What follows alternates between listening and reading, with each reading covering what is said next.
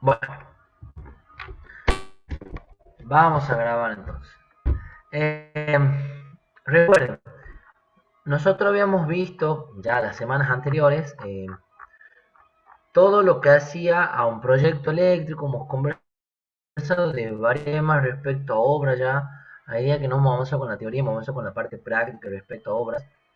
Sobre conexión a tierra, hemos hablado sobre malla tierra, eh, hemos hablado sobre la tierra de servicio, la tierra de protección, hemos hablado sobre el esquema TT, qué significaba esto. Entonces hoy nos tocaba empezar el tema de las características de alimentación que tiene una instalación. ¿Está? Vamos a ver nosotros detenidamente qué son algunos incisos importantes que nos está marcando acá. Ámbito de aplicación. Los requisitos y disposiciones de la presente sección son de aplicación a partir de los bornes de entrada del primer seccionamiento posterior a la medición. O sea, ¿qué quiere decir esto? Cuando dice requisito y disposiciones son de aplicación a partir de los bornes de entrada del primer seccionamiento posterior a la medición. En este caso, el dispositivo de cabecera ubicado en el tablero principal del inmueble, incluyendo la totalidad del tablero, las líneas conectadas eléctricamente a los mismos. O sea que, ¿dónde se aplica toda esta normativa? A ver, ¿qué entienden ustedes? ¿A la casa, profe?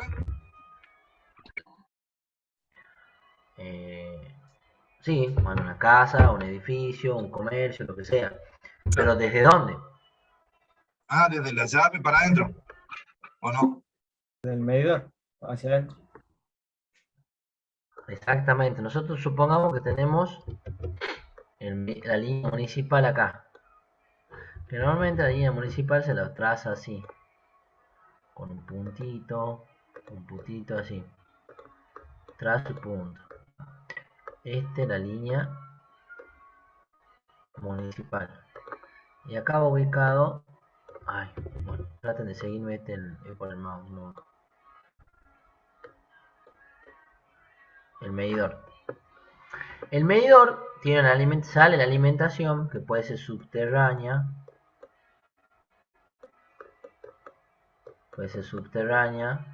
O puede ser aérea en cañería o a la vista, hacia tablero, que es el tablero principal, ¿no es cierto? Entonces, lo que dice acá es que esta reglamentación está aplicado, ¿dónde se aplica? Desde el primer seccionamiento posterior a la medición. Nosotros acá tenemos la medición y el primer seccionamiento. Hola Luis. Hola, ¿cómo Está le muteado. va, chicos? Gastón, ¿cómo le va? ¿Todo bien vos? Todo bien, todo bien. Me alegro.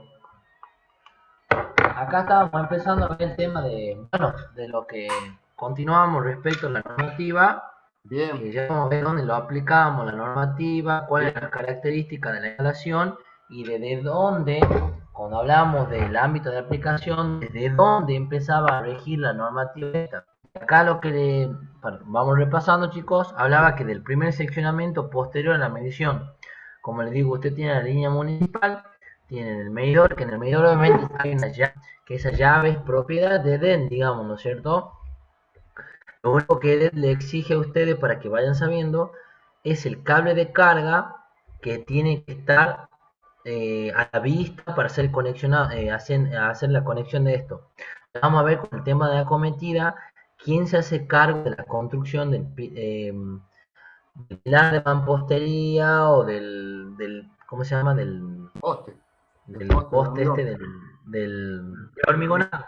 El hormigonado. Y hay distintas características respecto a puede ser mampostería o hay distintas alternativas, son tres alternativas, ya lo vamos a ver cuando veamos acometida, cómo se puede hacer la medición, se puede ubicar el punto de medición, perdón. Entonces, como les decía, estas características van desde el primer seccionamiento posterior a la medición, o sea, acá. Todo lo que incluiría, vamos a ver, buscarme el color, desde acá, está para adentro. Pero ¿qué pasa? Dice, incluyendo la totalidad de los tableros y las líneas conectadas eléctricamente a los mismos. ¿Ustedes creen que la normativa también incluye este conductor que alimenta el tablero principal?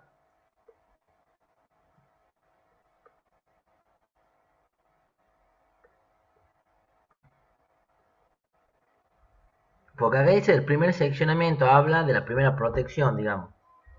O sea, la protección la tenemos en el tablero. En el medio, lo que vincula el medidor con el tablero, hay un conductor, ¿no es cierto? Que para que lo tengan en cuenta, ¿cuántos conductores? A ver si lo entienden el concepto, porque lo hemos visto. ¿Cuántos conductores van desde el medidor hacia el tablero principal? ¿Dos, profe, o no? Depende si es monofásico o trifásico. Ah, bien ahí, Rodrigo. Bien. Si es monofásico, ¿cuántos conductores van? 2. Dos. ¿Y qué pasa con la Tierra? Y la tierra de protección estaría cerca del tablero. O sea, no, yo te pregunto, ¿cuántos conductores van por acá? Vos mando una canalización por acá, del medidor hacia el tablero. Supongamos que monofásica es fase y neutro, si es trifásica son tres fases y neutro. Si es monofásica, ¿cuántos conductores van? Y si es trifásica, ¿cuántos conductores van? ¿Y qué pasa con el conductor de puesta tierra? ¿Va o no va?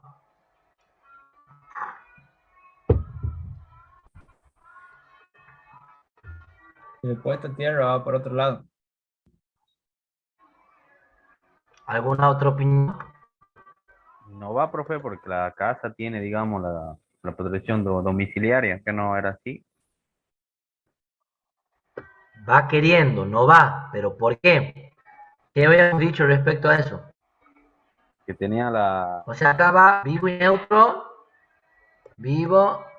y neutro, digamos, si es monofásico. Y van a ser tres vivos y neutro si es trifásico. ¿Y por qué no iba a la Tierra? A ver si se acuerdan. No a la Tierra, perdón, el conductor de protección. Está mal dicho. Ustedes están en la obra y dicen el conductor de tierra y el conductor de protección. Esa es la jerga de ingeniería.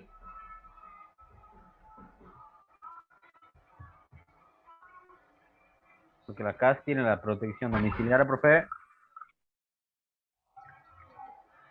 ¿Algún otro? ¿Qué opina?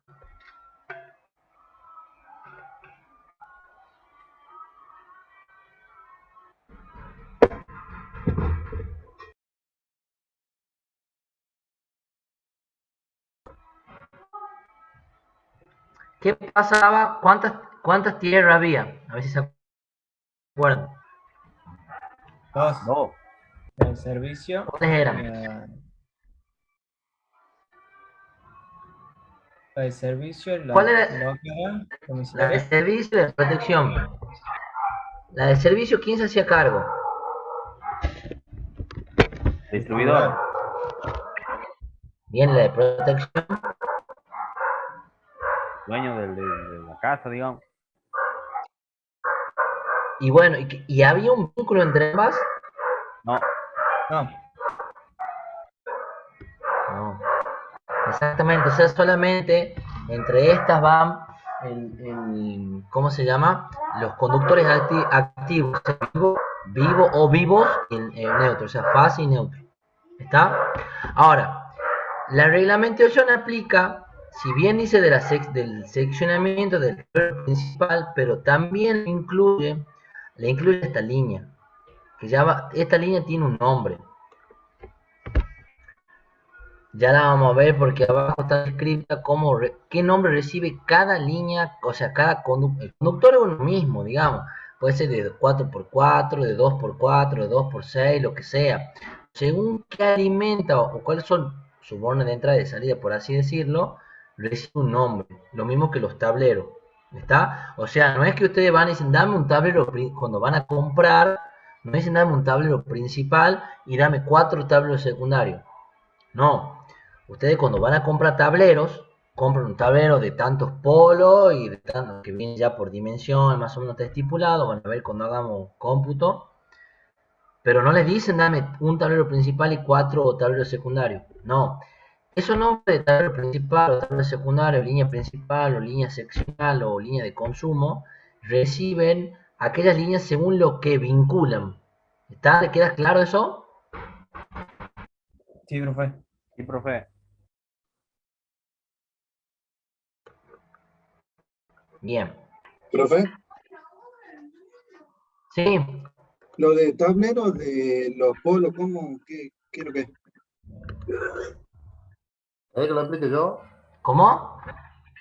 Usted dice tablero ¿Cómo? de ¿Cómo? varios, dijo, lo que pasa es que sale entrecortado.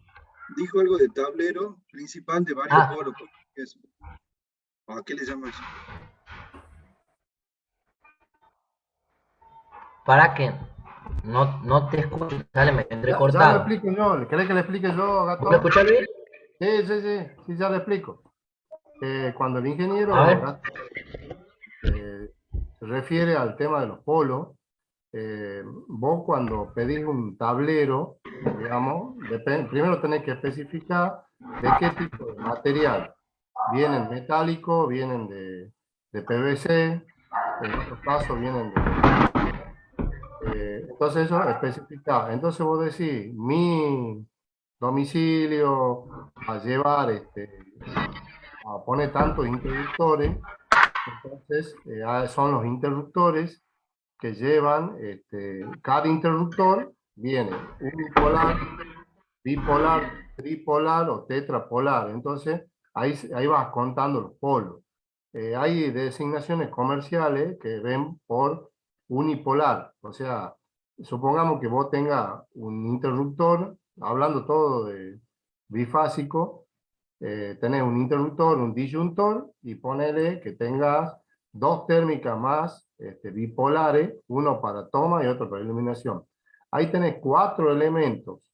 Entonces, esos cuatro elementos, cada elemento tiene dos polos. Entonces, si vos te llevas por decir quiero un tablero, o sea que ahí tenés 2 por 4, 8 polos. Y entonces vos decís, quiero un tablero de 8 polos o un tablero que tenga 4 bipolar. Entonces ahí te entra justito. Después ya ve la reserva, todo. Pero así se los pide a los tableros por la cantidad de polo que tenés, o sea, unipolar o bipolar. Así lo vas contando y van apareciendo las filas, ya sea si tenés 36, entonces 36 polos, entonces directamente los polos son de las llaves térmicas. No sé si la identifican, si me estoy haciendo entender, chicos. Sí, profe. Sí, sí. Ahora sí lo Bueno, sigo. esos Sí, son sí. los polos que ustedes directamente van sumando la cantidad. Entonces, ya cuando ustedes entran en un catálogo, ya sea de una marca que la comercializan en Argentina, que quizá la conocen, que se llama Genro, ahí te van marcando, bueno, son de 36 polos, son 3 filas, de 12 polos cada uno. Entonces, ahí van agregando ustedes. Si es una casa chica, vienen de 4, 6, 8, 12 polos. Entonces, básicamente, así se los pide a los tableros.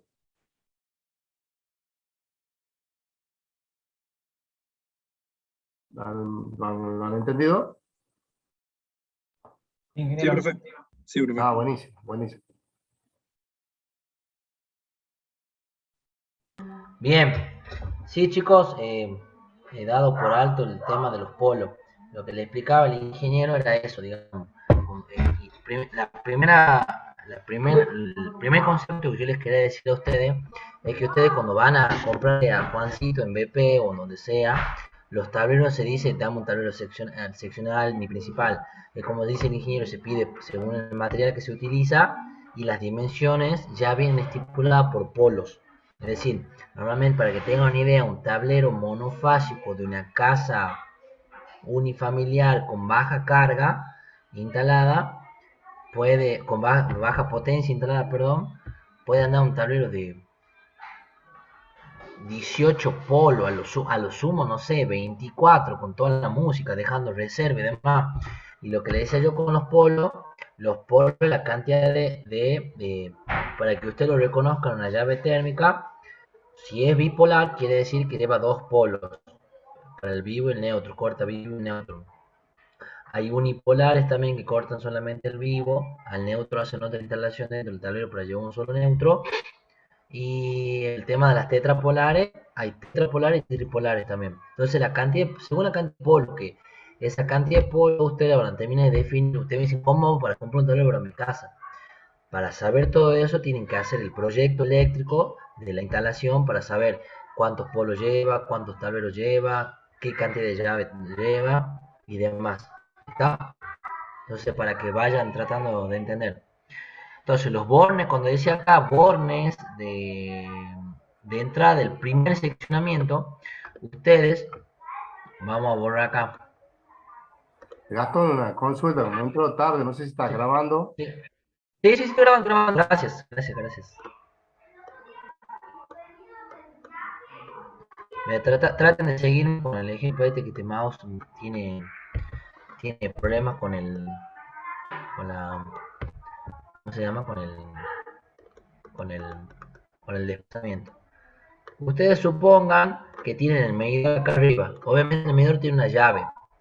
Y acá en el tablero principal, ustedes también tienen una llave térmica, ¿está? En realidad la llave térmica es así, va así, pero bueno, no me opone a ponerle ahora la simbología con el mouse acá en la cosa. Lo mismo acá. Cuando dice acá bornes de entrada del primer seccionamiento posterior a la medición, habla de esto.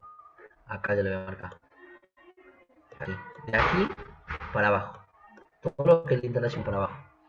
¿Está? Pero también incluye este cable de carga, que es un cable de línea principal o de alimentación principal, que alimenta desde la medición hacia el tablero principal de la instalación. ¿Está? ¿Se entiende, chicos? Sí, profe. Bien, bueno, avancemos.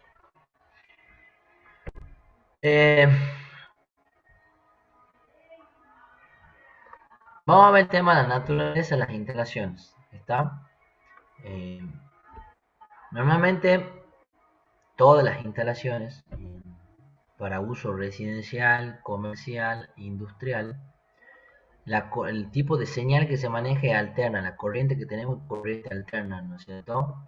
Y ustedes saben que si tenemos una tensión, un servicio monofásico, tenemos 220 voltios entre fase y neutro, perdón, y si es un servicio trifásico, tenemos entre fase 380 voltios, ¿no es cierto? La designación de los conductores, antes ustedes tal vez que yo todavía lo he aprendido así, seguro el ingeniero también, nos manejábamos con R, S y T. No sé por qué alguien lo llamó así. En realidad la reglamentación dice línea 1, línea 2 y línea 3 para las fases. ¿Está? Cuando ustedes representan una instalación monofásica, tienen acá una instalación monofásica, supongamos, acá está la llave, va a ser como manera física, digamos. Acá está la línea 1 y acá está el neutro. ¿Está? O sea que por más que sea la única línea, ustedes tienen que ponerle línea 1 en el proyecto. ¿Está? Eso lleva esa designación. Vamos de nuevo, la fase lleva la designación de línea 1, línea 2 y línea 3. ¿Está? El conductor neutro N y el conductor de protección que después vincula la puesta a tierra se denota con la PE. ¿Está? Bien. El tema de la frecuencia de 50 Hz, digamos. Y el tema de la intensidad admisible, acá vamos a tener, si bien la normativa habla hasta 125 amperes. Para que ustedes tengan una idea, 125 amperes de corriente de entrada o admisible en una instalación puede estar rondando cerca de los 80 kilovatios, digamos. O sea, una instalación bastante importante. Muchísimo, digamos. Entonces, como para que tengan una idea, pero bueno, hay muy pocas residencias, digamos, que puedan llegar a tener algo así. La verdad que por más que me lo imagine, no conozco, no creo, digamos, que haya una residencia que no sea del estilo campestre, por así decirlo, que sea de fin de semana, que tenga tanta potencia instalada, pero normalmente las instalaciones domiciliarias andan hasta hasta lo sumo 19, 24 kilovatios de potencia instalada para en trifásica, ¿no es cierto? No sé si estás hablando, Luis, algo porque estás mudo. Estás muteado. No, disculpa, justo ha entrado acá un colega y Ah, bien, bien. estaba No, acá. está No, bien. no, por eso Pensaba que estaba hablando. silencio. Bien, Disculpa. bien. No, está bien. Bueno, vamos a ver algunos requisitos particulares de la empresa distribuidora de energía. Durante el proyecto y para la ejecución de la instalación se debe consultar a la empresa distribuidora los requisitos de la instalación entre la línea de alimentación acometida y los bornes de entrada del primer seccionamiento posterior a la medición. Este es el cable de carga que yo le decía. Vamos de nuevo. Los requisitos de la instalación entre la línea de alimentación que acometida y los bornes de entrada del primer seccionamiento posterior a la medición. En este caso, el dispositivo de cabecera ubicado en el tablero principal del inmueble. Es lo que yo le decía, de nuevo el cable de carga, que es el que vincula el tablero principal con el punto de medición. ¿Está? ¿Por qué? Porque les digo yo, cuando EDET va a dar un servicio, primero se fija la potencia contratada, ¿no es cierto? Y en la potencia contratada figura, bueno, usted ha contratado tantos kilovatios, por lo menos corresponde, ustedes también se van a ir de este curso sabiendo qué tipo de conductor, qué tipo de canalización, o cañería, u ubicación tiene todo esto para tantas distintas potencias a lo largo y lo ancho de todo el reglamento. Entonces ellos dicen, bueno, acá hay un servicio monofásico, trifásico, de tal potencia, bueno, acá por lo menos tiene que haber un conductor de tanta sección. Ah, si lo hay, listo, chao, conectamos. Pero, y si no lo hay, dice, usted no está cumpliendo con los requerimientos mínimos que pide la empresa distribuidora. Y para eso nosotros vamos a ver los requisitos que pide la empresa distribuidora después en la reglamentación de prestación de servicio, que en realidad es un convenio firmado que lo regula el gobierno provincial, el legislativo, a través del poder legislativo, donde se esgrimen las posturas de la comercializadora de energía, que es la distribuidora, y nosotros los usuarios. ¿Está? Hay, como hay, vendrás beneficio de ambos lados, hay obligaciones de ambos lados. ¿Está? Entonces, para que lo tengan en cuenta ustedes. Entonces, no es que ustedes van a armar un proyecto para sacarlo de las dudas. Ustedes están armando un proyecto eléctrico y van a EDET y dicen, don Juancito EDET, este proyecto está bien, el de una instalación de una casa, porque EDET no se encarga de proyectos de casa, ojo, porque si hay proyectos donde eh, sí interviene EDET. Por ejemplo, en el caso de los loteos, ahí sí interviene EDET y les interesa el tema del proyecto eléctrico.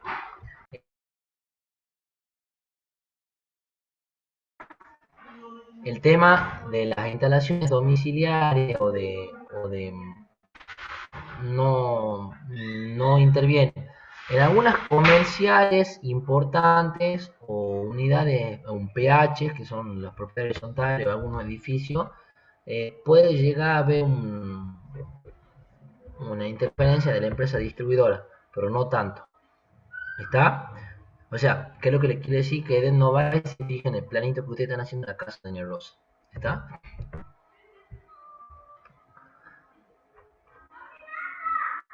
Vamos a ver acá los esquemas de distribución de energía eléctrica.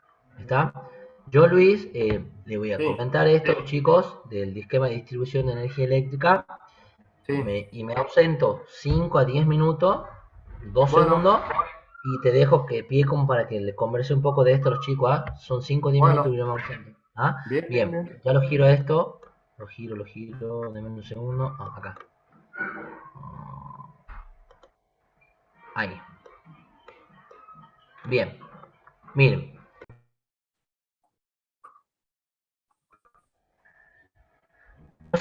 Nosotros tenemos acá distintos tipos de distribución de energía eléctrica. Fíjense que hay 7 acá. ¿Está? ¿Qué ven en la primera? Vamos a cambiar el color. A comparación de la segunda, por ejemplo.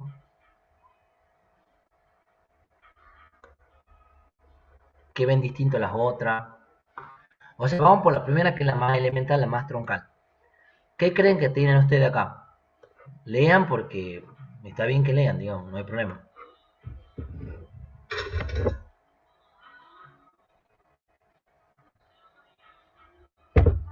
Tiene un medidor y un tablero principal. Bien, tienen un medidor y un tablero principal. ¿Está? Tienen un medidor y un tablero principal. Muy bien. ¿Qué tienen, por ejemplo, en el tipo de red 2? Un medidor, un tablero principal y un tablero seccional. Un tablero principal que a su vez alimenta un tablero seccional. Muy bien. Luego, si ustedes comparan, por ejemplo, desde el punto 1 hasta el punto 6, son más o menos los mismos casos.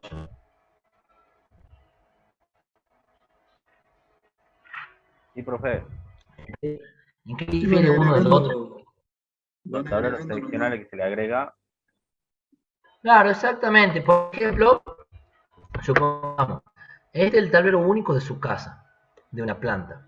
Supongamos acá en este caso tenemos una casa de 2 plantas, donde ustedes ponen un tablero principal en la planta baja y un tablero seccional en la planta alta. Supongamos que acá, no sé, en este caso tenemos un tablero principal en la planta baja, un tablero seccional en la planta alta y en la planta alta tenemos además, supongamos, una oficina técnica. No sé, una oficina técnica donde haya computadoras, impresoras, no sé, algo, tampoco van a meter un taller. Pueden tener un taller, digamos, de electrónica, de corrientes bajas, digamos, no van a meter un motor o en la primera planta, no sé, pueden tener distintos casos, o sea, se me ocurre algo. Y dentro de un tablero seccional alimenta a otro tablero subseccional, ¿está? Que se encarga de comandar eso. Por ejemplo, es como que ustedes tengan, no sé, el tema de una pileta en el fondo. Hay un tablero seccional que se encarga de la planta alta, qué sé yo, tal vez que de la planta alta alimentan la bomba del sistema de la pileta, ¿no es cierto? Y esa bomba tiene un tablerito aparte donde tiene una térmica, entonces ese sería un esquema como el que le estoy planteando. ¿Está? Se me ocurre algo, o sea, se pueden dar infinidades de posibilidades. ¿Estamos, chicos? Sí. Como para que ustedes entiendan. Sí, profe, sí. Bien, ¿y qué sería el caso 7? ¿Un edificio? Puede ser un edificio, muy bien. O sea, un edificio no tiene 3 medidores, pero sí puede ser, por Claro. ejemplo, ¿has visto esas casas que Ah, se dividen entre un terreno. familias, Claro. son algunas herencias y demás? Entonces, si no, la parte del frente para Juancito, la parte de atrás para Gastón, la parte de arriba para no sé cuál. Entonces, por ahí pueden distribuir los servicios y tienen un solo conductor de acceso y a su vez de ahí se divide en 3 medidores distintos. ¿Está? Se puede dar eso también. Y de los 3 medidores que ustedes ven acá, 1, 2, 3, de ahí va cada uno a su tablero principal. Y bueno, de ahí pueden tener infinidad de combinaciones. Pueden tener solamente tablero principal, pueden tener tablero seccional también, pueden tener tablero subseccional, o sea, no sé. Pero bueno, es la idea para que ustedes lo traten de entender. ¿Está? Profe, lo que estaba antes del medidor, ¿qué significa? Vamos a ver qué significa. ¿Qué creen ustedes que es eso? Por la forma que tiene.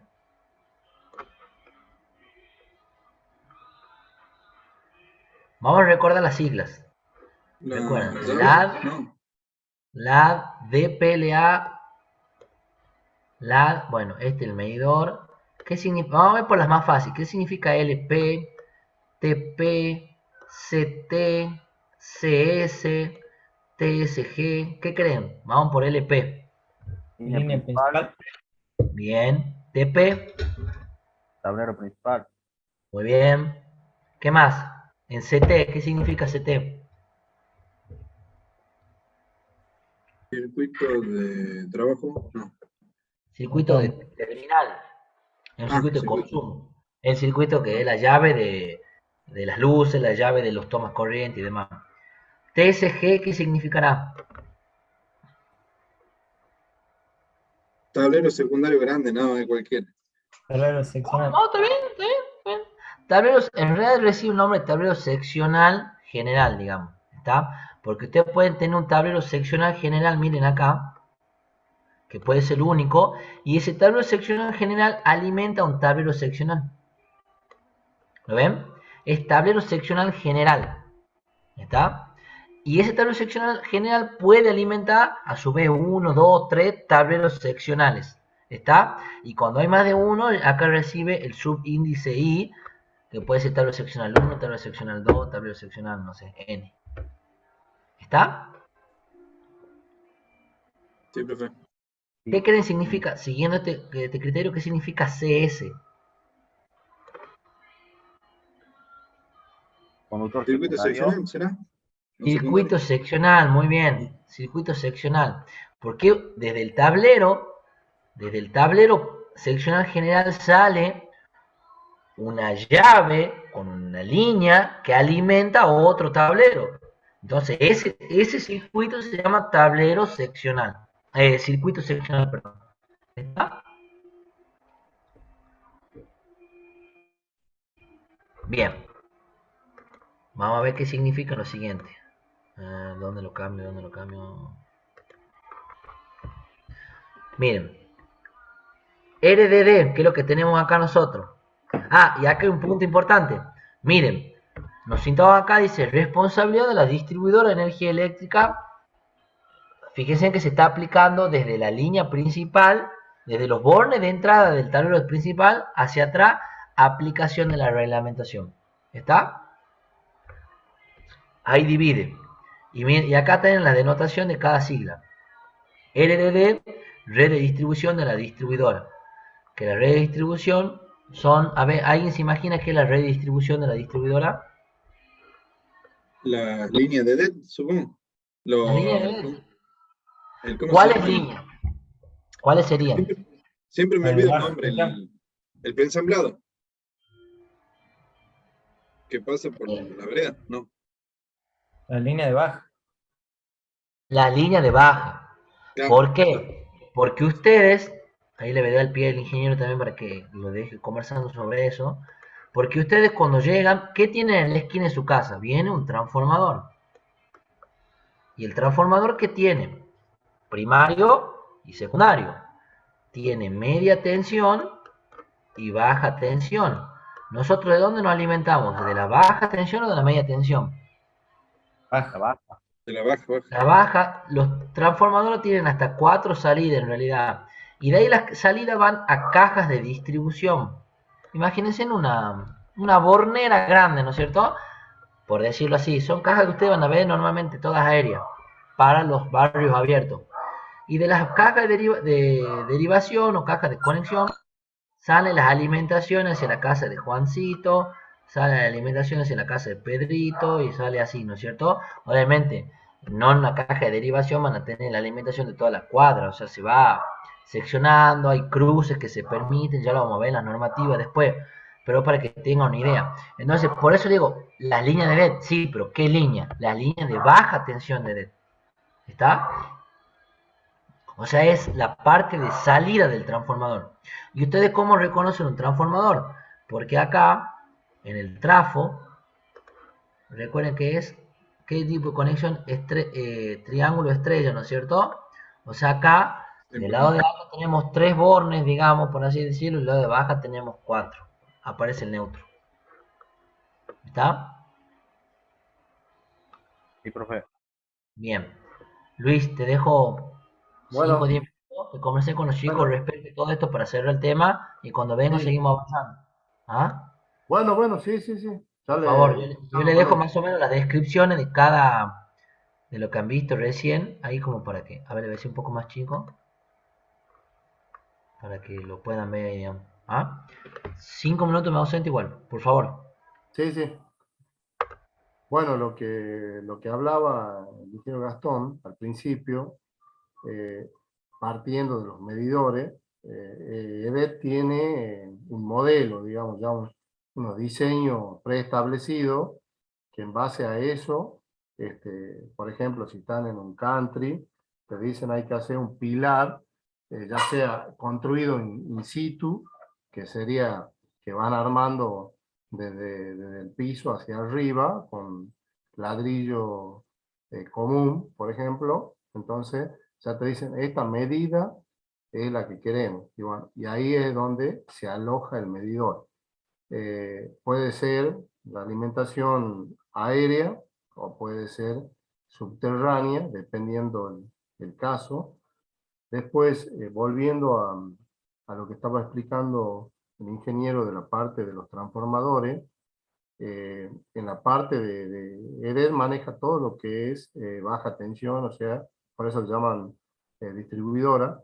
Entonces, por ejemplo, también tiene los seccionamientos 1, 2, 3, de acuerdo a la topología del barrio. Entonces, directamente de ahí, desde el transformador, desde la parte de baja del secundario, ya sea si es aérea, hay unos seccionadores que se llaman APR, que vienen con un fusible. Ustedes saben por qué ponen en líneas a la salida del trafo los seccionadores de ese tipo APR. ¿Tienen alguna idea? ¿Por qué no ponen un interruptor directamente a la salida del transformador? No, Si no, profe, alguno la verdad que no. no se le ocurre nada.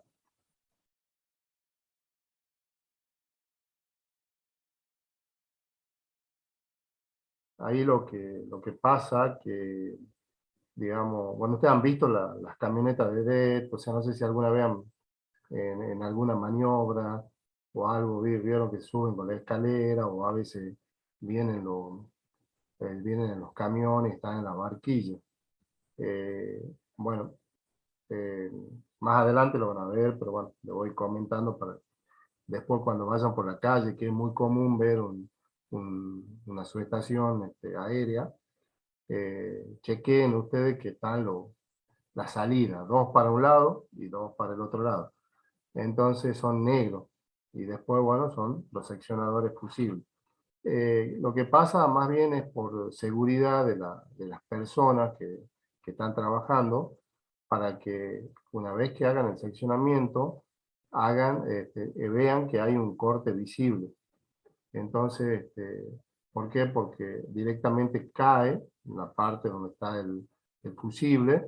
Entonces, aparte de las precauciones del testeo que tienen para medir la tensión y ver que no hay presencia de tensión, está la parte de la visión también, que uno observa y dice, ah, sí, sí, está abierto. ¿Por qué? Porque para que no ocurra ningún accidente en la parte eléctrica. Bueno, ese es el fundamento de por qué le ponen un seccionador, por dos motivos. Entonces, de ahí viene y ya va hasta la caja de distribución. De la caja de distribución ya va a los domicilios. Si es aéreo, bueno, ellos tienen un cable que le llaman antirrobo, antifraude. Entonces, ese, digamos, está, lo maneja simplemente EDET.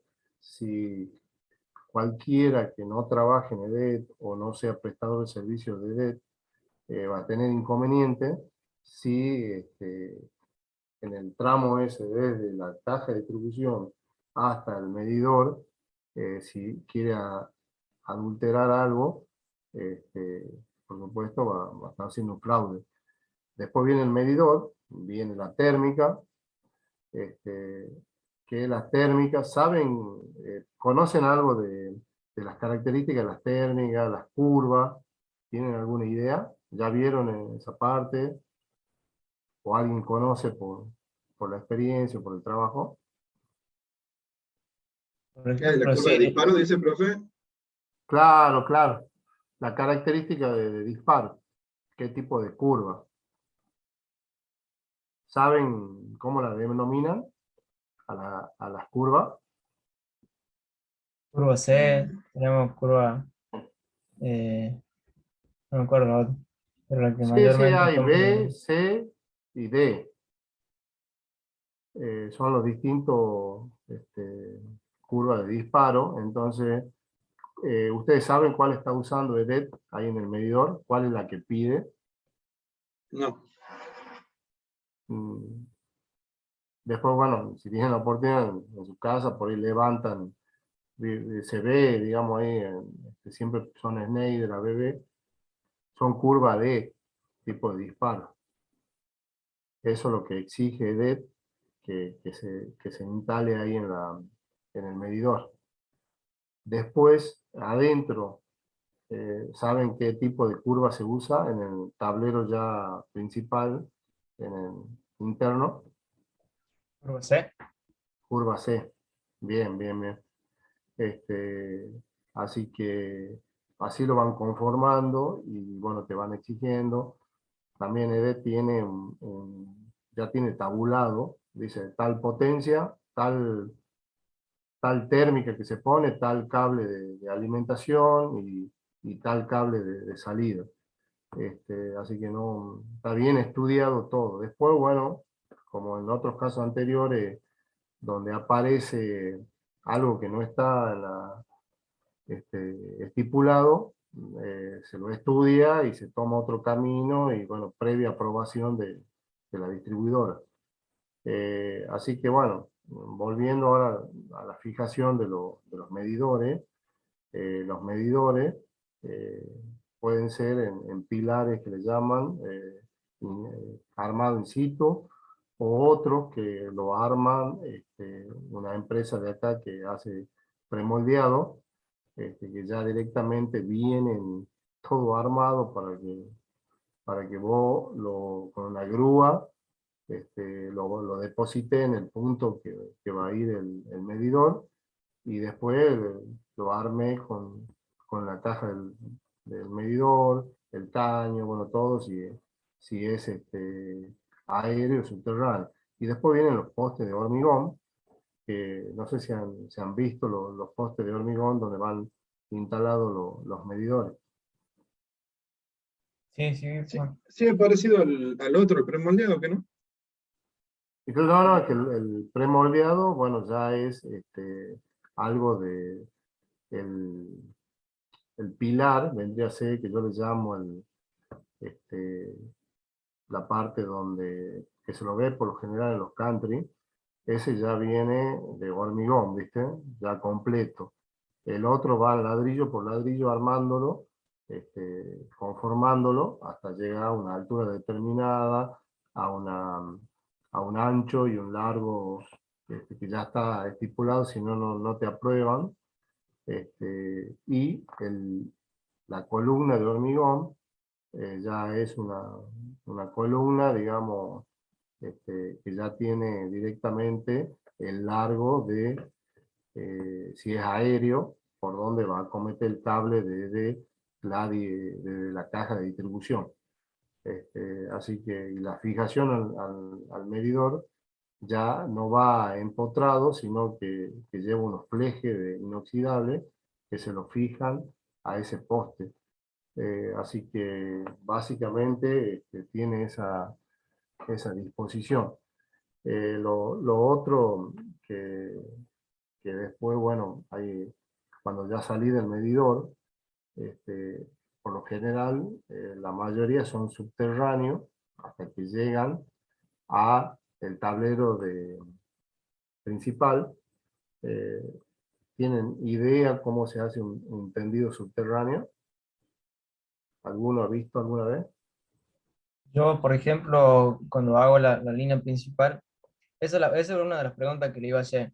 Porque, Sí, por ejemplo, cuando lo hago la zanja más o menos de 60 centímetros, coloco arena, pongo el sí. cable, tapo, o sea, lo tapo con arena, ¿no? Después pongo ladrillo y de ahí después lo termino de tapar con tierra.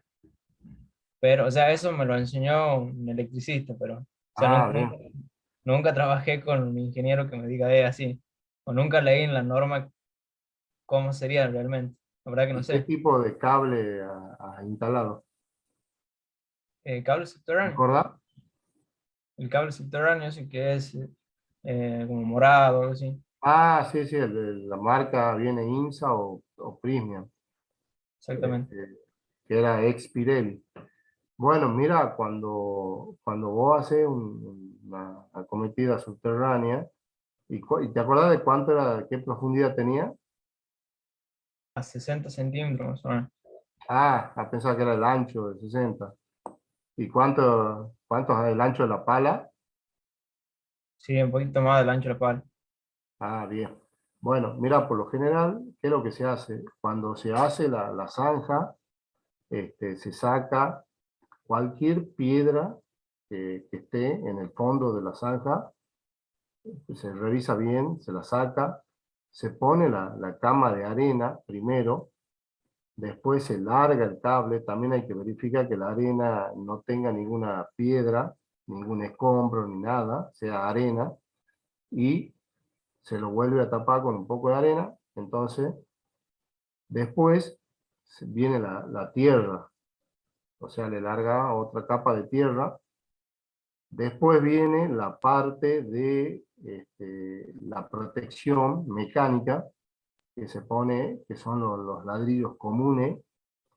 Entonces, ya sea en fila india, ¿sí? O si querés ser más seguro, lo pones transversal al cable o perpendicular al cable. Entonces, esa es una protección mecánica. De ahí viene más tierra que se le agrega. Después de eso, viene que se le pone una malla de advertencia. Esa malla de advertencia te dice peligro, 380, 220, electricidad, ¿viste? Ya viene con la advertencia.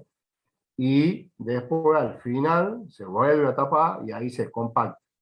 Más o menos esas son las etapas que tenés que tener para hacer un tendido subterráneo. Siempre el cable, tenés que cuidar que no haya ninguna piedra, porque si hay un movimiento, la piedra lo puede perforar al cable, y bueno, y ya después empiezan las pérdidas de aislación, los cortocircuitos, las actuaciones.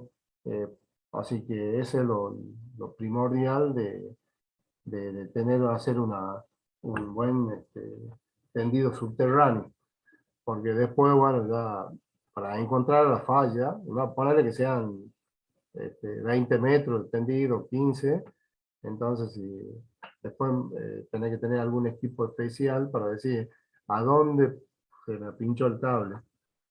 Así que básicamente esa es la instalación subterránea. Y ¿cómo hiciste vos los pases cuando vos tenías que ir al medidor, o cuando salías del medidor y cuando entrabas al tablero? ¿Cómo has hecho la transición esa de lo subterráneo a lo vertical, a lo embutido? Claro, ponía o sea, en la columna del medidor ponía una cajita estanco. O sea, Sí, ahí, hasta ahí llegaba con el cable subterráneo. Y antes de entrar, digamos, o sea, antes de llegar a la casa, o sea, en la pared sí, de la casa, ponía también sí. otra cajita estanco. Ah, O sea, bien, bien, todo bien, ese bien. tramo llegaba el cable subterráneo. Y después ya Ah, se, bien. Así remataba vos, hacía el cambio de transición. claro, ponía la cajita y bueno, ahí ponía una bornera y bueno, ahí conectaba los cables después, ¿no? Ah, con bornera. O sea que vos salías de la térmica del medidor, y que todas las cajas tenían bornera, o la otra, la que O llegaba al sea, tablero principal. sí, en la columna del medidor Sí, eh, ponía una cajita estanco, ¿verdad? sí, sin bornera. No, con bornera le ponía. Ah, Entonces yo lo ponía así, digamos, claro. porque una vez lo hice, digamos, con cinta aisladora y Sí, lo empalmaste. sí, lo empalmé así y se sulfató, digamos. Y Claro, yo por lo general a mí me gusta salir de la térmica, ir el cable y llegar a la otra térmica, porque claro, claro, cuanto más puntos que tengas vos, es preferible que sea continuo el cable, porque si no tenés más posibles fallas. claro, Este, claro. a mí no lo uso eso. Salgo de la térmica de abajo y me voy del medidor y me voy a los bornes de la térmica del tablero principal de arriba. Una sola tirada. Las cajas, está bueno eso de las cajas que vos pones para hacer el traspaso ya sea del medidor a subterráneo y de subterráneo al tablero principal. Pero poner tanta bornera son muchas posibles fallas en el futuro. Eso en base a mi experiencia. Claro, claro, buenísimo. Lo tener en cuenta la próxima. Sí, sí, sí. Es más, aparte, viste, cuando hay humedad, todo eso, aparte no tenés muchas fallas, digamos, futuros y por H o por B, viste, porque a veces he visto casos que cuando lo conectan en la bornera, lo hacen morder a la hilación. Entonces, directamente empieza a trabajar así y se afloja y después se produce el cortocircuito. Entonces, hay que evitar todos los, los empalmes o los tipos de bornera cuando son tiradas así directas. Ahí le estaba explicando Sí, iba a acotar que lo mejor es mano, calcular bien el tendido del cable. Por eso cuando ustedes el día de mañana hagan cómputo, van a tener en cuenta todo, todas las alimentaciones o tiradas. Bueno, hay veces que cuando se cambian, no es recomendable, como dice el ingeniero, poner algunas borneros y demás. Lo preferible es una sola tira del conductor. Muchas veces es preferible eso. Hay veces o lugares según la tirada donde se ponen no borneras, sino cajas de inspección. Que las cajas de inspección es una caja que se la abre y dice, bueno, está todo bien el cable acá, pasemos a la siguiente caja, a ver si entre el tramo y tramo no hay. ¿Y por qué no es bueno el tema de las borneras? Porque cuanto más posibles conexiones hay, como decía el profe, más posibles fallas de aislación puede haber o de conectividad del conductor. ¿Está? Sí, Luis, ¿qué le estaba Sí, contando? He visto que hablan sobre el último subterráneo. temita, El subterráneo. justo me estoy charlando de transformador, viste, le dije por el tema de los APR, que son los Sí. seccionadores, bueno, ¿por qué ponían APR y por qué no ponían de los otros tipos de interruptores, lo que viene en caja moldeada o, bueno, ahí le comenté a los chicos. Lo último, digamos, cuando hace una canalización subterránea, nunca hay que olvidarse de dejar una ganancia de cable. Eso, por lo menos, un rulito, digamos, para que tengan la posibilidad, ante una eventual falla, de tener, en el caso que La tienen reserva. una reserva, que se cortó el cable y no le queda otra que hacer un empalme. Entonces ustedes ya tienen por lo menos 50 centímetros, un metro de ganancia para que ahí nomás apliquen el empalme. Eso son las reglas prácticas que se lo hace. Por lo general en todas las instalaciones, lo que decía el profesor Gastón, que al final, a veces porque, bueno, es una historia el tema de los cables, siempre piden de menos, entonces lo estiran como chicle. ¿Para qué? Para que les rinda.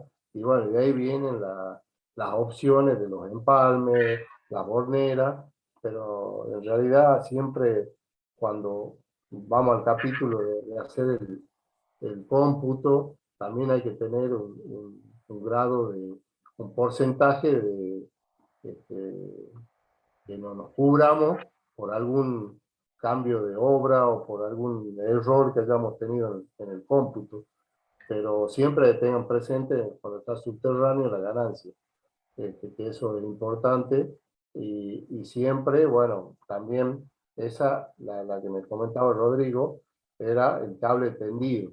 También pueden hacer con canalización subterránea, con caños de PVC, cámaras. Entonces ustedes directamente dejan este, testigos que le llaman, que son alambre, para que en el futuro, si tienen que usar otro, o pasar otro cable, ya sea por la pileta, que algunos ponen adelante la pileta, o algún otro, o algún portón, por ejemplo, si tienen algún portón corredizo en el domicilio, entonces es conveniente que a veces para no estar volviendo a cavar, a veces hay mucha gente que prefiere dejar las canalizaciones pasadas y caños de reserva, para que de acá puedo sacar para alimentar el portón automático, para alimentar algún sensor, también señales débiles de alarma, para alimentar también un reflector. Así que son las opciones que a veces hay que tenerla presente cuando ustedes le ofrezcan en algún proyecto, digan, bueno, se puede hacer esta opción A y esta opción B. Los beneficios de esta A y de esta B son esto o esto, que lo que creo que al principio hemos hablado en otras clases, de que, bueno, que a veces con la medida de la sección del conductor, si tienen alguna ampliación, después te dicen, tengo una casa de planta baja, y bueno, pero tenía proyectado para hacer un primer piso. Entonces ahí se agrega más, y dice, ya me quedó chico el cable. Entonces ustedes directamente, ya si lo hicieran subterráneo, no tienen forma de expandirse. Si lo hacen con canalización subterráneo, directamente ya queda una canalización libre, entonces ustedes usan esa canalización y ya cambian el cable o le adosan otro cable, ya hay más alternativa y le queda más fácil para el instalador y no tienen que volver a romper ahí el piso, digamos. Así que quería aclarar eso, nomás quería aportar eso. Sí, es más, yo lo tengo tabulado a eso. Por ejemplo, sé que ustedes tienen que hacer una tirada, por ejemplo, de un tablero de planta baja hacia planta alta. Debe haber en metros lineales 4 metros, supongamos así, por una exageración, una tontera, pero entre un tablero principal de planta baja, que justo lo tengo acá a la par. Así que está en planta alta, yo lo puse de manera vertical, o sea, justo arriba, para que encima de eso también no tenga alguna curva, nada. O sea, uno está acá y el otro está acá abajo, ¿no es cierto? Así de manera vertical, ni siquiera que uno está acá y el otro está un poco más arriba, corrido, para que no utilice curva, nada, a eso me refiero, que también es importante. Supongamos que esa tirada es de 3 metros. Yo no voy a ir a comprar un cable de 3 metros clavado. Yo, cuando ustedes van a hacer un cómputo, cómputo nosotros le decimos al listado de materiales, o sea, punto por punto, viendo qué conductor va, qué cañería va, qué cajas van y demás. Ustedes tienen que dejar un 10%, aplicarle un 10% de reserva, o sea, si son 3 metros, yo le compro 30 centímetros más por, no sé, pueden dejar un 2 o un 3% de maleabilidad, digamos, porque eso es lo que decía el ingeniero. Yo lo veía de chico, o mi papá, o hinchábamos en el colegio secundario, a los cables de un milímetro y medio, a lo sumo algunos de 2, los marcábamos con el alicate y después con el diente los pelábamos. ¿Se imaginan ustedes meterse una vaina de un conductor de 150 milímetros en los dientes para sacarlo así?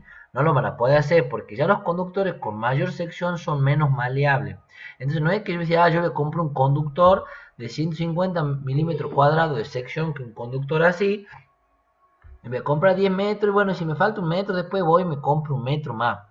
No, porque esos conductores, por ejemplo, con los de menor sección no hay drama, porque son maleables, se pueden hacer los empalmes, pero cuando son conductores mucho más grandes, el empalme ya se dificulta la instalación. Entonces es lo que dice el ingeniero, en los tendidos subterráneos y demás, se dejan rulos, se deja una reserva. Hay veces que los conductores en estos cálculos subterráneos, que son medio específicos a las longitudes y demás, tal vez que el 10% es una exageración, pero sí se deja un porcentaje. Un porcentaje para la reserva, un porcentaje para la maleabilidad, que es el manejo del conductor, y un porcentaje para el desperdicio. O sea, para el desperdicio del conductor, porque usted el conductor, supongan acá, lo tienen que pelar, lo tienen que sacar el cobre, armar bien la conexión, como van a hacer, lo van a meter en la llave y demás. Y esos son centímetros que te va comiendo el conductor y que vos vas perdiendo de longitud. Entonces, yo le he calculado más o menos un 10% para la reserva, un 2,5% para la maleabilidad y casi un 5% para el desperdicio. Entre el desperdicio y la maleabilidad podemos llegar al 5%. Es decir, si ustedes necesitan 100 metros de cable, no compren 100, compren mínimo 115. ¿Está? Pero eso le hablo para conductores de consumo. O sea, para los conductores de 1,5, de 2,5 más, esos conductores ya vienen más baratos por rollo de 100 metros, porque lo guardan en la casa y en algún momento lo van a necesitar. Pero imagínense, tienen compra usted un carretel de un conductor de 3 por 185/95. O sea, es en dos, primero dos van a meter el carretel en el fondo de su casa, son de uso específico y cuando ustedes lo van a cortar el conductor, lleva un trabajo especial y que se lo corta prácticamente a medida. Entonces ya no hay, por ejemplo, ahí no entra el 15% entre el reserva y desperdicio, porque ya las longitudes son un poco más exactas. ¿Está? Como para que lo entiendan cuándo se aplica en un caso y cuándo no en el otro. ¿Se entiende? Sí, profe. Sí, profe. Bien ahí. Bueno, ¿le quedó claro qué significa cada sigla de todo este esquema que han visto? ¿Qué era el tablero principal? Todo bien. Vamos a ver cómo se clasifican las líneas y los circuitos, básicamente. Dice, cantidad mínima de cables. Los circuitos o líneas deben ser por lo menos bifilares. ¿Qué quiere decir? Que si yo mando un circuito de aire acondicionado, un circuito de iluminación, un circuito seccional o lo que sea, tiene que ser bifilar. ¿Qué quiere decir? Dos filamentos. O sea, vivo y neutro mínimamente. ¿Está? O sea que eso, ¿a qué me obliga también? Si los circuitos tienen que ser bifilares, ¿cómo tendrían que ser las llaves? Yo podría tener por normativa llaves unipolares.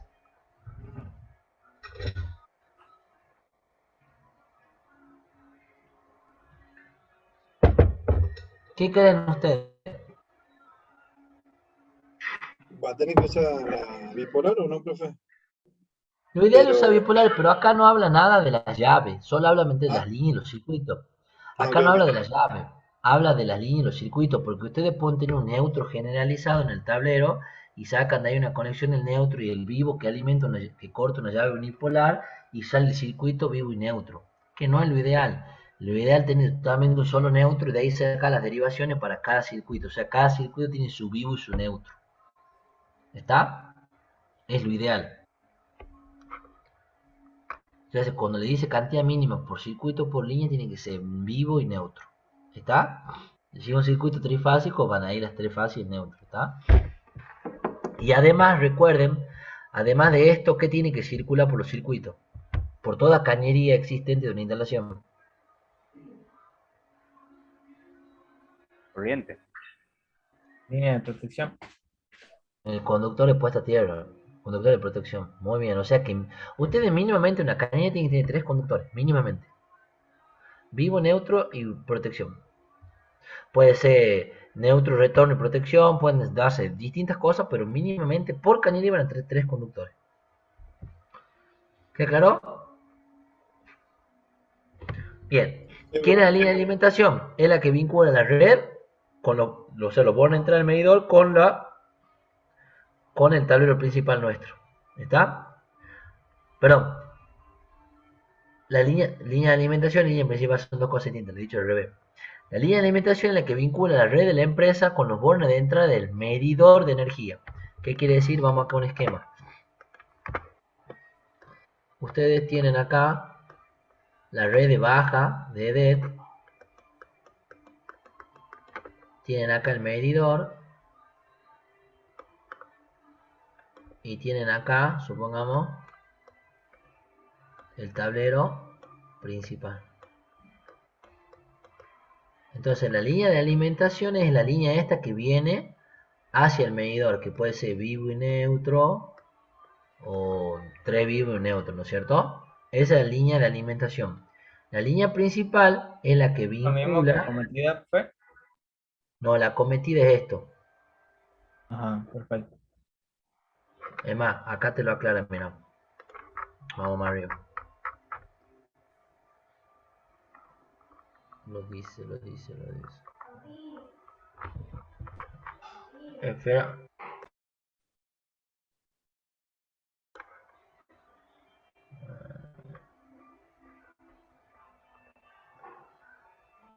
Durante el proyecto. Ahí estoy con vos.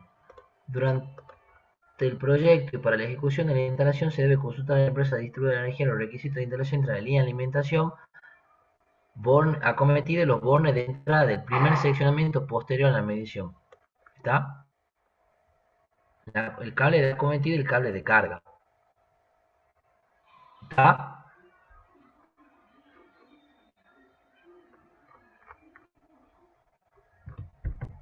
Que normalmente la misma sección del conductor, o sea, debería ser la misma sección. En la sección del conductores que ingresan desde la red de baja hacia el medidor, deberían de ser de la misma sección que van desde el medidor hacia el tablero principal. Pero pueden darse situaciones en las que no. Por ejemplo, ustedes hacen un proyecto, como yo les contaba la otra vez, que era una casa todo trapo, que iba a ser una alimentación subterránea, y yo he dejado pasado conductores sobredimensionados para el proyecto entero, pero si iba a contratar primero por una cuestión eh, de criterio económico, había contratado menos potencia para pagar menos kilovatios contratados, que es un tema de facturación eso, pero el tema del conductor este que yo he puesto acá, este conductor, el cable de carga, lo había puesto de mayor sección que el que tengo acá. Pero, ¿y qué dice? Pero vos tenés un cable más largo, más de mayor sección. Y ese es problema tuyo, amigo. Me lo he ganado. Me lo han rifado. Es una rifa cuando han sorteado el chancho. Le gano al conductor eso. Le he puesto ahí. Cubre con la reglamentación. La cumple. Chao. Problema mío. Obviamente, el que sabe, ellos cuando han ido a conectar, han visto poner un cable de 4x10 o de 4x16. Creo que el que me exigían era un 4x25. Era una instalación importante, Luis, en una casa de Beverly Hills. Tenía todo trapo. 11 aire acondicionado, no sé, era una locura. Eh, obviamente el que está en el ruedo sabe que esa alimentación iba a ser para, luego da para más, digamos, ¿no es cierto? Él ya era el tope de una exclusiva, era hasta 49 kilovatios lo había contemplado. Entonces, eso, no siempre en la misma sección, pero se puede dar que sí. Normalmente en todas las instalaciones la misma, pero hay veces en las que no. ¿Está?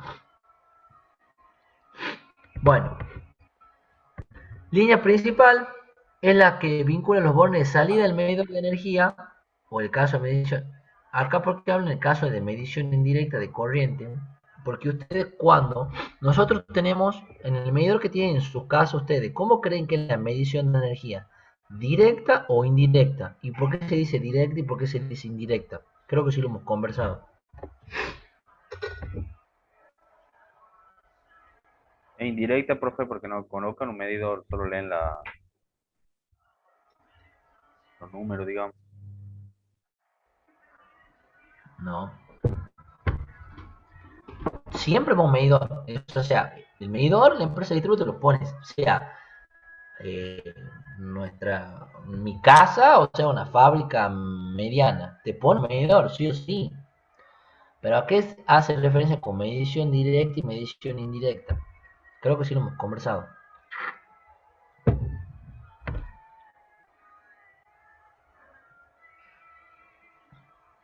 ¿Alguna vez han abierto el medidor de sus casas?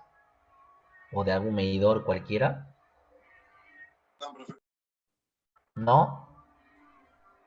Y confundido, yo pensaba que era cuando venía digamos, el chico de D y medía, digamos. Confundido, perdón.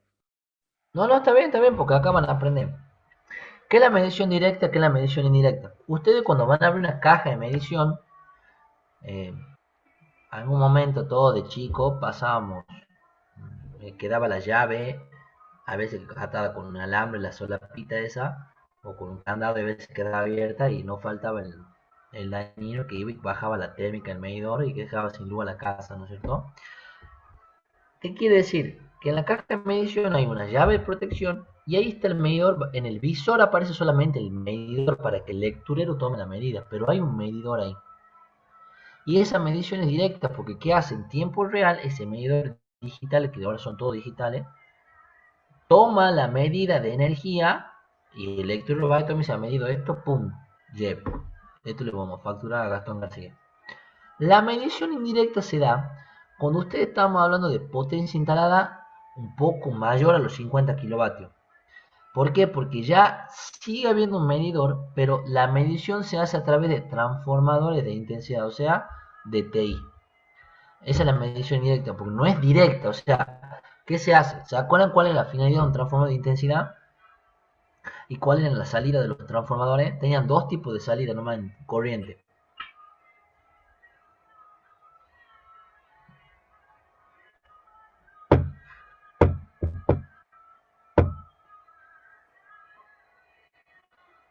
Tenían salida de 5 amperes y de 1 ampere. ¿Está? Había transformadores para medición, otros para precisión. Bueno, lo han visto ustedes en la parte, seguramente en instrumento, lo han visto más para la parte de medición de no tan solo energía, para otro tipo de ensayo. Acá se lo usa para la medición de energía, pero ¿qué se hace? Entra al primario del TI una corriente, por la relación de transformación sale menos del otro lado, que sale hasta 1 o hasta 5 amperes. Por la relación de transformación se saca todo eso, o sea que una medición directa, no es directa. ¿Está? ¿Se entiende? Por eso se llama medición indirecta. Entonces, Sí. para que le quede claro, medición directa cuando tenemos potencia menor a 50 kilovatios y llega el medidor de energía, toma la medición de los conductores que le llegan y sale. Medición indirecta cuando superamos los 50 kilovatios y aparecen los transformadores de intensidad. ¿Está? Bien. Entonces, es la línea principal la que vincula los bornes de salida del medidor con los bornes de entrada del primer seccionamiento posterior a la medición. ¿Está? O sea, la línea esta que yo le marqué acá. Esta. ¿Está? Circuito seccional o de distribución, el que vincula los bornes de salida de un dispositivo de maniobra y protección de un tablero con los bornes de entrada del siguiente tablero. Es decir, si ustedes tienen acá un tablero seccional general, un TSG, ¿cómo se llama? Esta línea recibe el nombre de circuito seccional o de distribución. ¿Está? Y circuito terminal recibe este circuito, el que sale de acá. ¿Está? El que vincula los bornes de salida de un dispositivo de maniobra con los puntos de utilización. Sea un aire acondicionado, sea una iluminación, sea un toma corriente, lo que sea. ¿Está? ¿Ya quedó claro más o menos cómo quedan? O sea, todos son cables. O sea, desde hacia el medidor un cable, desde el medidor hacia el tablero otro cable, desde el tablero principal al seccional otro cable, pero según digamos, desde dónde hasta dónde va, esos conductores reciben un nombre. ¿Está? Y es por eso que yo les decía, este tablero en comparación con este, no se diferencian en lo constructivo, se pueden diferenciar en la cantidad de polos. Luego son prácticamente lo mismo, lo único que cambian es según muchas veces la tensión de alimentación que reciben, porque puede ser los trifásicos, algunos son monofásicos, y el orden que ocupan dentro de la instalación. ¿Está? O sea, les repito nuevo, cuando ustedes vayan a BP y pidan, dame un tablero principal y dame 4 tableros seccionales, es como ir a la ferretería y comprar 1 kilo de clavo de goma. ¿Está? O sea, se le van a cagar de risa, ¿no? Para que entiendan el concepto. ¿Estamos?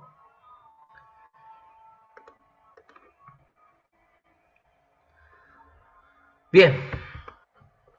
Vamos a ver a qué se llama clasificación de los circuitos terminales. Circuitos para usos generales.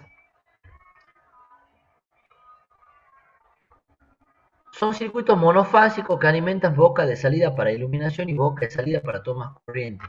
se utilizan en el interior de las superficies cubiertas, aunque pueden incorporar boca en el exterior de estas. O sea, por ejemplo, se llaman circuitos de uso general, o sea, está el IUG, que es iluminación de uso general, el TUG, que es toma de uso general, que ahí están las siglas, ya van a aparecer, ya le voy a hacer un poco más de zoom. Perdón. Según si iluminación o toma, son de uso general, o sea que van cualquier tipo de boca en superficies cubiertas. Y también pueden aparecer en el exterior como algunas semis cubiertas, en alguna mampostería, medianera, cosas como esa pueden aparecer, pero normalmente son de uso general. ¿Qué uso general? Que se conecta a cualquier cosa, ¿está? Ya cuando tiene una función específica, cambia la sigla de todo esto. Y acá, como le digo, estas bocas están instaladas en espacios semicubiertos, deben cortar con artefactos con grado de protección como mínimo IP44, mientras que para la intemperie el grado de protección mínimo es de I54. La instalación se entrega sin artefactos montados, entonces se debe dejar indicada en la memoria técnica y haciendo la referencia numérica correspondiente que dichas bocas serán solo para la instalación de artefactos con grado de protección tanto según corresponde. ¿Está? Se recomienda, por razones funcionales, que los circuitos para la electrificación de lugares a la intemperie sean independientes. ¿Qué quiere decir? Si ustedes tienen, por ejemplo, yo acá en mi casa tengo una térmica de iluminación para la planta baja única, para acá adentro, que se llama IUG1. Para la parte de afuera, que es la iluminación de la galería, del frente, de lo que sea, puse otro circuito, que también es un IUG, una iluminación de uso general, pero como esas bocas pueden estar a la intemperie, son luces de exterior o están en la galería, son semicubiertas, es preferible que no haya vínculo entre el exterior y el interior. Primero, ¿por qué? Porque pueden tener fallas galvánicas, pueden tener humedad, pueden tener vandalismo, pueden tener un montón de cosas que si le cortan algo afuera o pasa algo afuera, repercute adentro. Entonces ustedes van a estar comiendo en su casa y le van a cortar la luz porque pasa un bobina, arranca un, no sé, algo, un plafón, un toma corriente, lo que sea que le puedan robar y han quedado ustedes sin energía en ese circuito porque comparten. Normalmente lo mejor es que sean distintos. Está por áreas bien determinadas, lo mejor es que sean distintos. ¿Estamos, chicos? Bien. Circuito de iluminación para uso general, en cuyas bocas de salida pueden conectarse artefactos de iluminación, ventilación combinada entre ellos u otras cargas unitarias, cuya corriente de funcionamiento permanente no sea mayor a los 10 amperes. ¿Está? Sea por medio de conexiones fijas, uniones Bernero o tomas corrientes tipo de 2 polos más tierra de 10 amperes. ¿Qué pasa? En los circuitos de iluminación de uso general ustedes pueden poner boca de iluminación y a lo sumo pueden conectar el ventilador a esa boca de alimentación, a esa boca de iluminación. ¿Está? Normalmente el ventilador se lo conecta a esta boca. Todavía no he visto que los ventiladores lo conectan a los tomas corrientes, pero puede pasar. Y hay gente que tiene circuitos especiales para los ventiladores. Pero normalmente para los ventiladores, por ejemplo, yo construyo escuela, o en algunos casos específicos de proyecto, en las escuelas, por ejemplo, porque da la infraestructura, porque el mantenimiento, por un montón de cosas, yo para un aula tipo le pongo un circuito de iluminación, un circuito de toma de uso general, un circuito para los ventiladores, porque llevan 2 o 3 ventiladores por una cuestión de, no sé, de separarlos nomás, y un circuito para los aire acondicionados, llega a los casos para poner. ¿Está? Y posiblemente puede ser un circuito para la parte informática que se conecta en alguna computadora, algún cañón y demás. Entonces, miren todos los distintos tipos de carga que puede tener solo un espacio de 7x7, por decirle algo. Eso ustedes en sus casas no lo van a hacer. O sea, en su casa van a tener un circuito para la iluminación, un circuito para los tomas y un circuito para la N cantidad de aire que puedan llegar a tener. Pero no es que van a tener un circuito para la cocina de iluminación, otro circuito de iluminación para el baño, otro circuito de iluminación para... No, porque en una casa normalmente no se da eso. Se da en espacios de trabajo bien determinados con la virtud o el beneficio de tener más fácil el mantenimiento de todo esto. ¿Está? Porque cuando se afecta una parte, se afecta la otra. ¿Se entiende? Bien. ¿Tienen alguna pregunta hasta acá?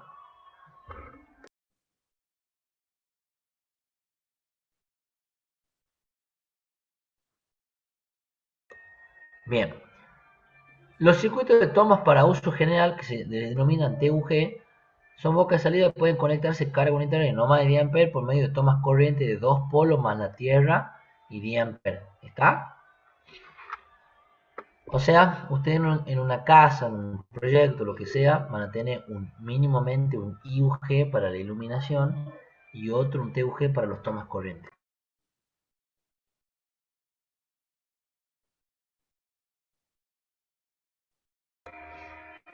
Vamos a ver circuitos de tomas corrientes para usos especiales, que la sigla es TUE. ¿Está? Son circuitos monofásicos que alimentan cargas que no se pueden manejar por medio de circuitos de tomas corrientes generales, debido a que pueden tratarse de consumos unitarios mayores a 10 amperes. Estos circuitos TUE, sigla TUE, deben contar con protecciones de ambos polos para una corriente no mayor de 32 amperes, o sea que el calibre máximo de protección, que ya lo vamos a ver en el cuadro abajo, es de 32 amperes. Y el número máximo de boca de salida es de 15. ¿Está?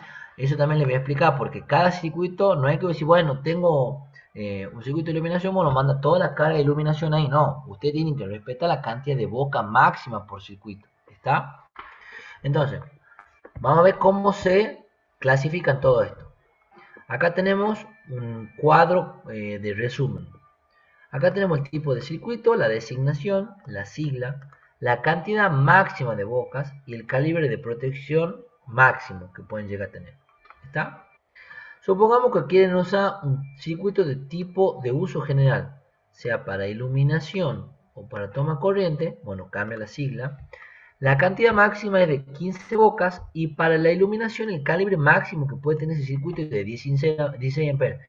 O sea, la llave máxima que pueden tener un circuito de iluminación es de 16 amperes. Y la máxima para un toma corriente de uso general es de 20 amperes. ¿Está? Para los tomas de uso especial, la sigla es TUE, la cantidad máxima de boca es 15 también, pero la corriente de calibre máxima va a ser de 32 amperes, que puede tener la llave en realidad. ¿Está? ¿Qué quiere decir? Por ejemplo, si ustedes tienen 16 bocas de iluminación, ¿qué tienen que hacer?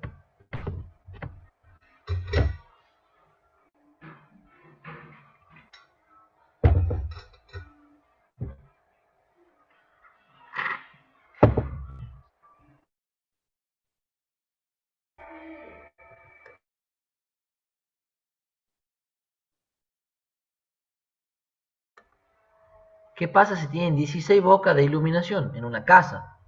O 16 bocas de tomas corrientes.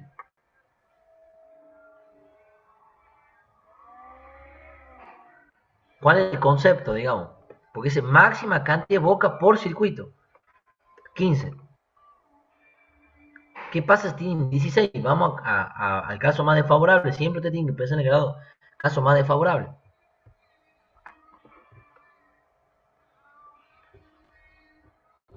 Podríamos superar el límite de corriente de la térmica. No, no se va a dar eso. Con 16 bocas no.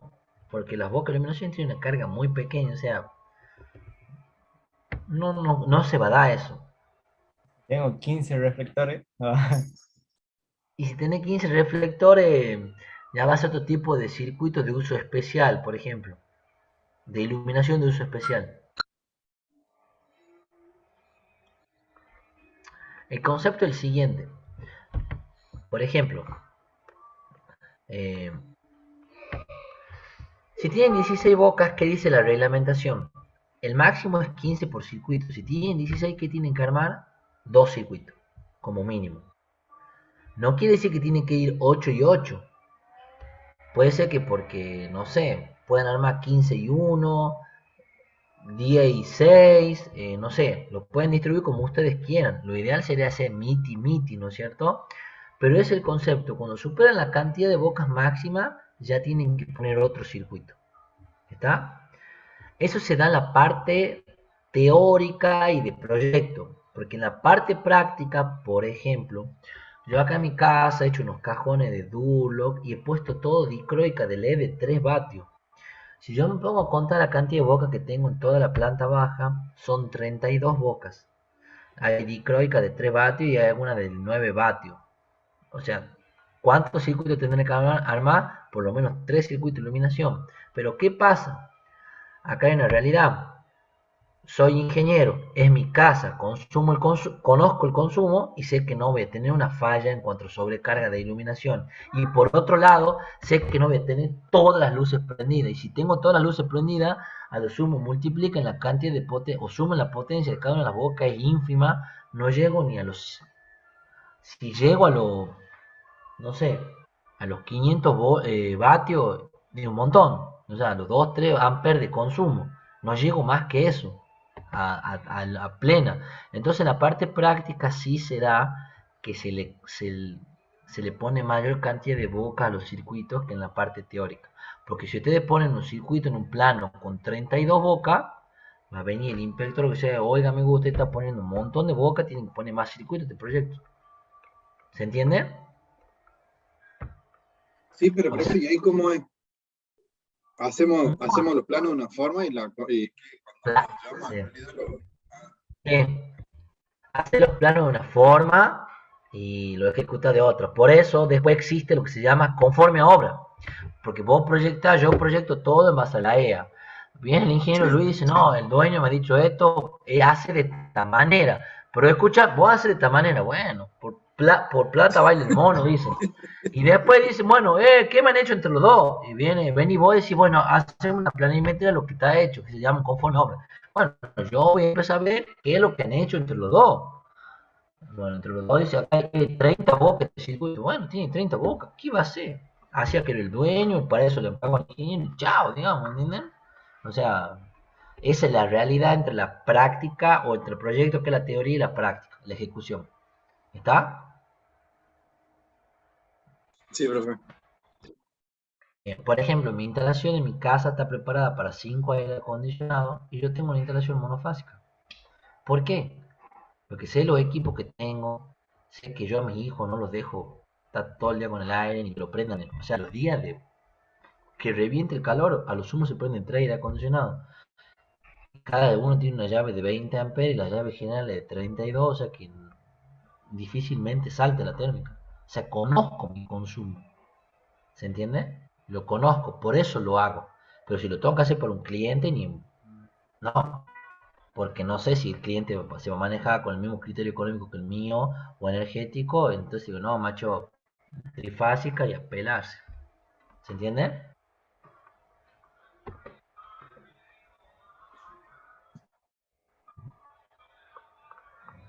Bueno, el jueves vamos a continuar con lo que es el grado de electrificación, número mínimo de circuito y número mínimo de puntos de utilización.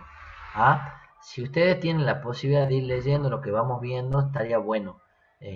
Para que, porque ya acá estamos entrando un poco en materia de instalaciones, cantidad de boca, cómo se llaman los circuitos, qué pasa en cada uno de los casos, como para que lo vayan terminando de entender. ¿Está? No se queden con lo que nosotros solamente le damos. Eh, Traten de leer, hacer un poco de lectura ustedes porque todo esto contempla lo otro. ¿Está? Seguramente van a tener muchas dudas de cómo se llamaba la línea que alimenta esto de acá. Entonces, por favor, tomen nota, remarquen y lo tienen en cuenta. ¿Está, chicos? Hoy en día Sí, ya